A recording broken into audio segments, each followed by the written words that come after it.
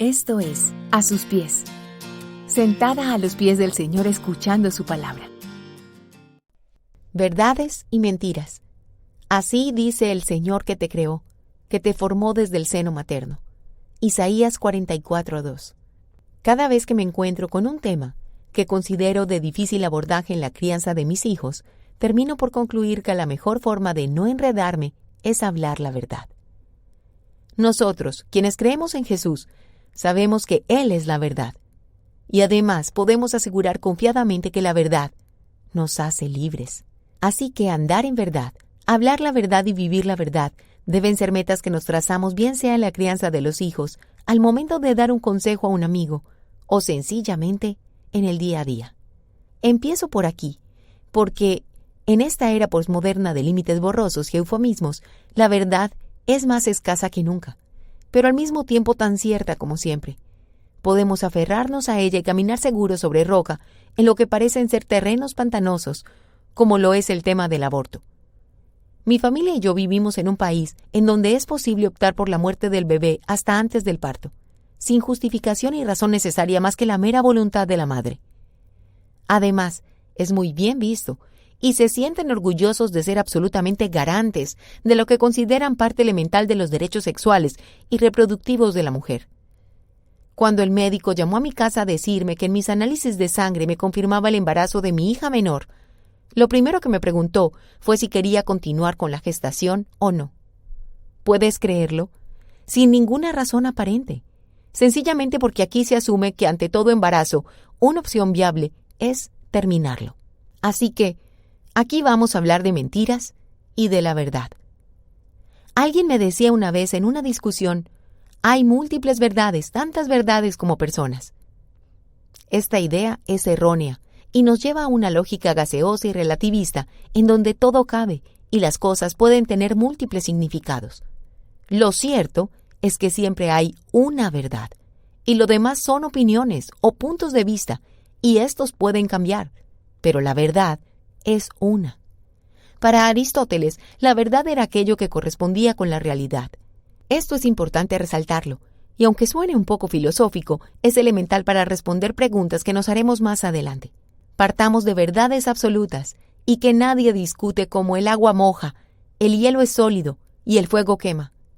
Yo también incluiría en la lista de verdades absolutas que alguien está vivo o está muerto, o que solo una mujer, es decir, una hembra humana puede quedar encinta, o que lo que produce el fruto de una relación sexual entre humanos es otro humano.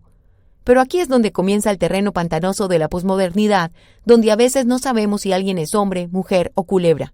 La pelea es peleando, y comencemos a llamar a las cosas por su nombre. Un aborto es un asesinato, no una interrupción voluntaria del embarazo. Este último término solo pretende evitar recordarnos que hay dos seres humanos involucrados ahí, y al menos uno de ellos saldrá muerto. Además, no es interrupción, ya que lo que se interrumpe se puede reanudar, como una reunión, una conversación, la prestación de un servicio. Así que se debe hablar de la finalización, la liquidación o el freno. Ningún aborto es seguro. De todo procedimiento, al menos uno de los involucrados terminará muerto. Para nosotros como creyentes, el aborto es ir en contra del mandamiento no matarás. Según desiringgod.com, el número de niños asesinados por aborto cada año empequeñece el Holocausto y otros horrores homicidas de la historia. Aproximadamente 3.300 niños son asesinados por aborto cada día en los Estados Unidos, llegándose a asesinar 1.2 millones de niños no nacidos cada año.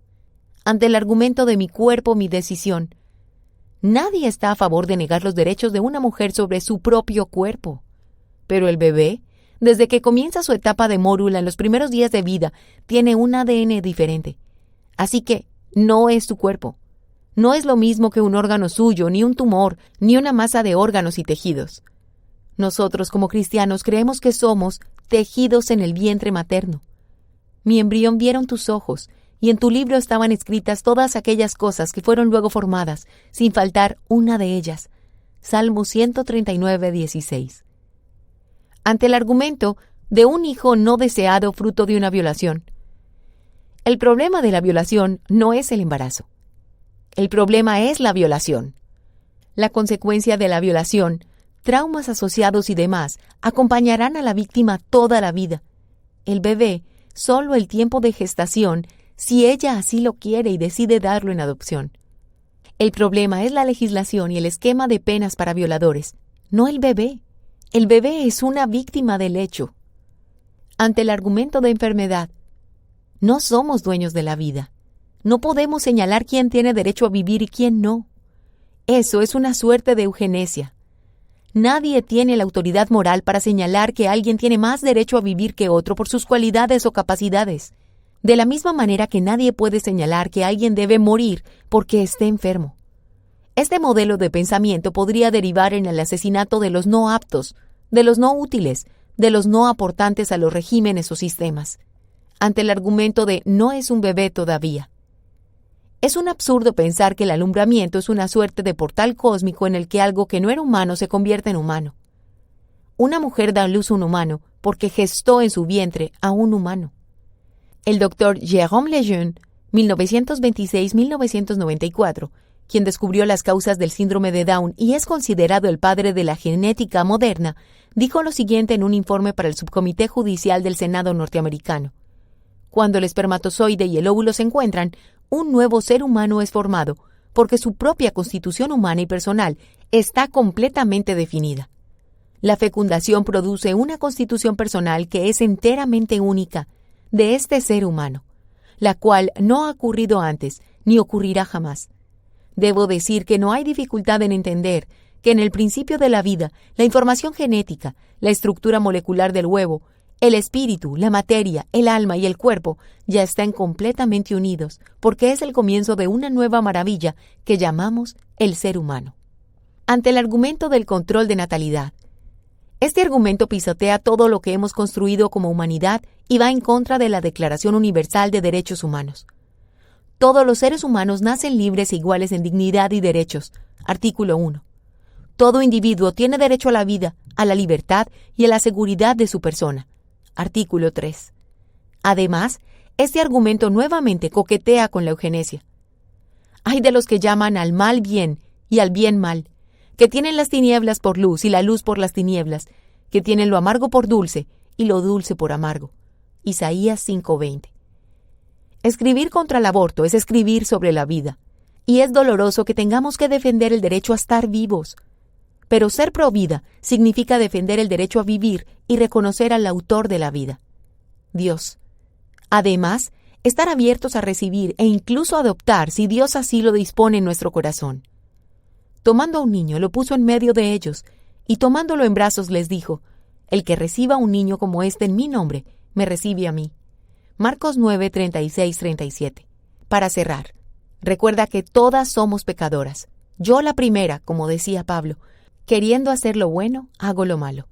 Mi orgullo, mi egoísmo, mi falta de fe me recuerdan todos los días mi débil condición humana. Nadie es superior, o mejor, o siquiera afortunada por nunca haber tenido un aborto. Abortar no es un pecado imperdonable ni una abominación que aleje para siempre a alguien del amor de Dios. El Señor, que es el mismo ayer, hoy y siempre, envió a su Hijo a morir en una cruz para salvar pecadores, es decir, personas que han fallado y han caído. Más allá de nuestros pecados, o mejor, a pesar de nuestros pecados, Jesús nos reconcilia con el Padre y nos permite a todos los que en Él creemos ser llamados hijos de nuevo. Dios no aborta a los suyos. Si tú lo has hecho, quiero recordarte que hay esperanza para todo aquel que se arrepiente. No vivas este proceso sola. Busca a alguien con quien hablar en tu iglesia local. Recuerda, si confesamos nuestros pecados, Él es fiel y justo para perdonarlos y limpiarnos de toda maldad. Primera de Juan 1:9. Si te gusta este contenido, compártelo y síguenos a través de YouTube e Instagram, A Sus Pies Mujeres, y en nuestra página web, asuspies.co.